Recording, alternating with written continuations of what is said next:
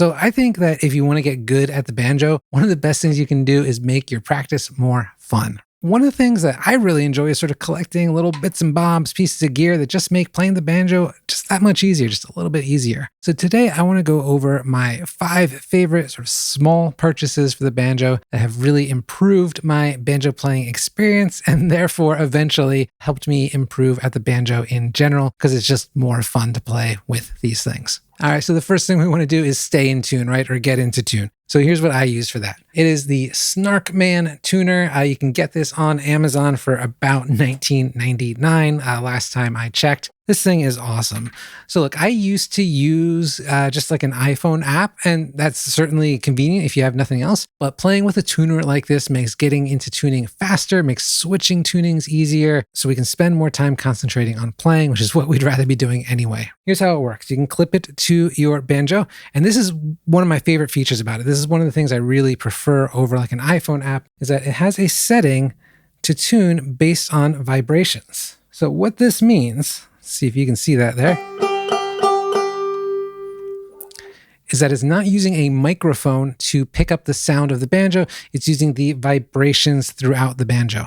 So what this means is that you can tune a room full of musicians playing and you're still going to be able to tune. I remember the first time I played with other people, I was already kind of nervous going into it, right? And I had my iPhone app, I put it on, try to get into tune, and I immediately snapped a string because I didn't realize that the app was picking up everyone around me. It's picking up some other, lower pitched instrument basically. And so I was just tuning and tuning and tuning, going up and up and up until my string snapped and I had to stop, change strings. The whole thing was quite annoying. Could have been saved with the vibration setting on the Snarkman tuner. Nice too, it's just a chromatic tuner, which means that it just, you don't have to tune to a specific note. It's not like a specific setting for the banjo or anything like that. It just tells you what note you're playing. So really easy to change tunings quickly. Love the Snarkman tuner. I've had this one for like 5 years. The battery life lasts forever. Really useful. And once we're in tune, we want to be able to change keys relatively quickly. This is especially true if we're playing with others. One of the best ways to do that is by using a capo. So the capo just raises the pitch of the banjo when you clamp it onto the strings. Now, the typical capo recommended is this guy. This is called a Shub capo. And it works, you just clamp it onto the string. So if I'm in G right now, and I want to play an A, I just clamp that on pretty close to the fret marker here. Good to go. I do want to check my tuning before I fully go, but I should be pretty close here. This is definitely the most popular capo for banjo players. It's actually not my preference. I find it a little heavy. It's not super convenient to carry around in your pocket because it kind of has these moving pieces to it, right? And I tend to, because it has kind of a large form factor, I tend to bump into it quite a bit as I'm playing. It's just me, I'm sure I get used to that. But what I prefer is this guy. This is made by Daddario.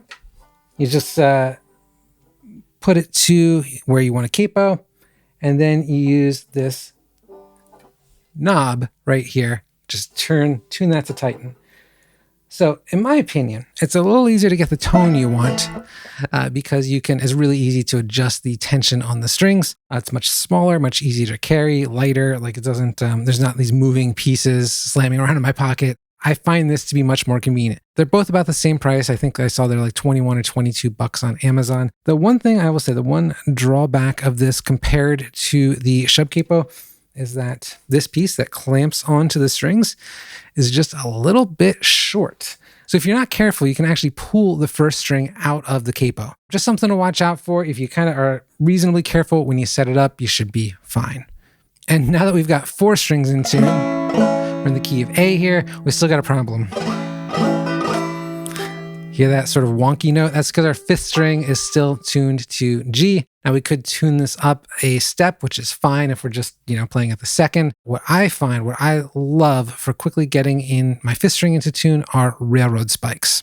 So railroad spikes actually are little spikes that come from model railroad kits. They sort of look like thin nails with a curved top to them. So we basically have these little hooks at the 7th, 9th, and 10th frets. And now instead of having to actually tune the string up, we can just snap it under that railroad spike. Quick retune, make sure we're good.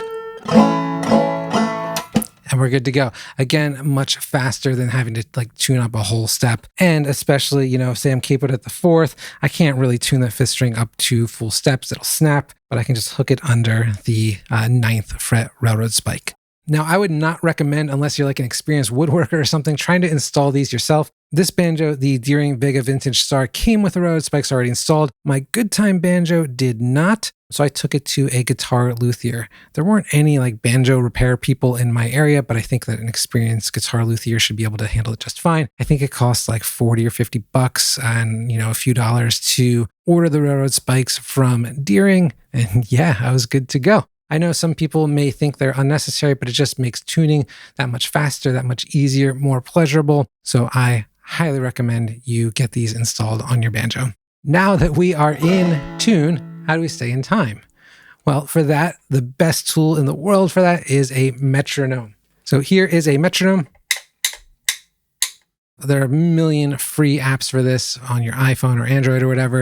You can go to Google and type in the word metronome. I really like the physical one. I like the sort of aesthetic of it. I like the nice loud ticking sound. It just feels kind of substantial. I really enjoy playing with it. I think you'll find that you end up using the metronome more. I reach for this a lot, especially in our live sessions and group classes and that kind of stuff. And by the way, if you want a little help playing in time, check out my totally free video course. It's a quick start guide to the banjo. It's like a 90-minute video course that will get you playing your first song. We go over all the fundamentals, pretty good detail. We talk a lot about rhythm, so that is really worth checking out if that's something you struggle with. And finally, number 5, this thing is a lifesaver. This is like a nail hardening solution. Doesn't matter the brand. I think they're all basically the same thing. You can get these on Amazon. I'll link one below. Look, I play a lot. I play, at least an hour a day, usually a few hours. And my index fingernail, where I strike the strings, just wears through. I start getting this little notch in my fingernail, and eventually it just fully breaks. It's awful. It hurts to play then. I have to wait for it to grow back. Like my tone's off, the feel's off. Nothing's good. This stuff, I've been using it for a few months, and man, it is a lifesaver. Makes my nails bulletproof. So like once a week, paint it on, let it dry, and I'm good to go for after that. My nails do not chip anymore. I don't get that divot in my nail anymore. Oh, it's awesome. I wish I discovered this 10 years ago. I think this one was like, I don't know, it was like 20 bucks or something like that, which seems expensive, but like I said, I've been using it for a few months and you can barely tell if you I think this will last me like a million years. So those are 5 things that I think make your banjo playing more fun. You'll enjoy playing a little bit more. And if you enjoy playing more, you're going to practice more, you're going to improve faster. So it's worth, investing a little money if you can afford it. These are all great tools. All right. See you next time.